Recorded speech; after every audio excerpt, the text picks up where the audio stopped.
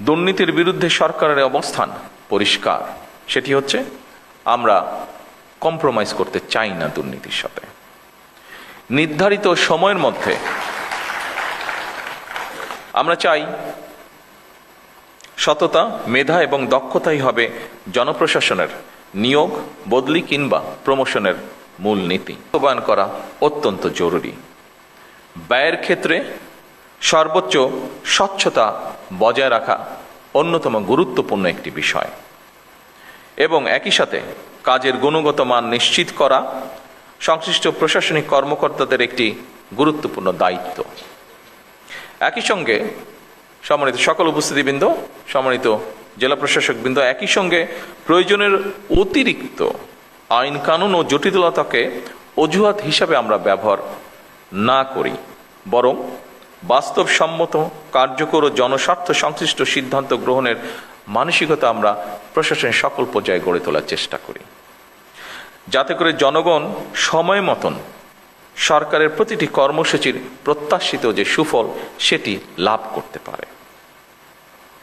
আমরা চাই সততা, মেধা এবং দক্ষতাই হবে জনপ্রশাসনের নিয়োগ, বদলি কিংবা প্রমোশনের মূল নীতি। স্বচ্ছতা এবং দ্রুততার সাথে শূন্য পদে জনবল নিয়োগ, শক্তিশালী পাবলিক সার্ভিস কমিশন গঠন, বেসরকারি সার্ভিস রুল প্রণয়ন সহ সর্বত্র প্রশাসনিক কাঠামোর কার্যকারিতা, জবাবদিহিতা নিশ্চিত করতে সরকার কিন্তু দৃঢ় প্রতিজ্ঞ।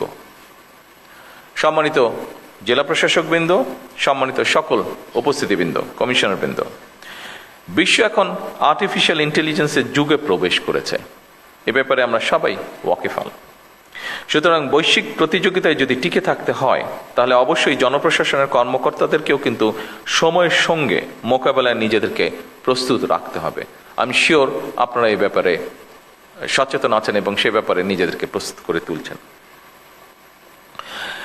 চতুর্থ বিপ্লবের এই যুগে কৃত্রিম বুদ্ধিমত্তা, অটোমেশন এবং ডিজিটাল প্রযুক্তির মাধ্যমে জনগণের জনপ্রশাসনের কার্যক্রমকে আরও কিভাবে সময় উপযোগী, দক্ষ, স্বচ্ছ এবং জবাবদিহি করা যায়, এটি বোধহয় আমাদের এখন চিন্তা করা উচিত হবে।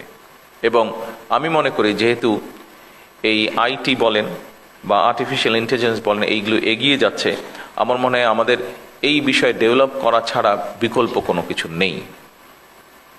আপনারা মাঠ পর্যায়ে সরকারের প্রশাসনিক অ্যাম্বাসেডর। দ্রব্যমূল্য নিয়ন্ত্রণ, বাজারের শৃঙ্খলা বজায় রাখা, কৃষকের ন্যায্য মূল্য নিশ্চিত করা অত্যন্ত জরুরি।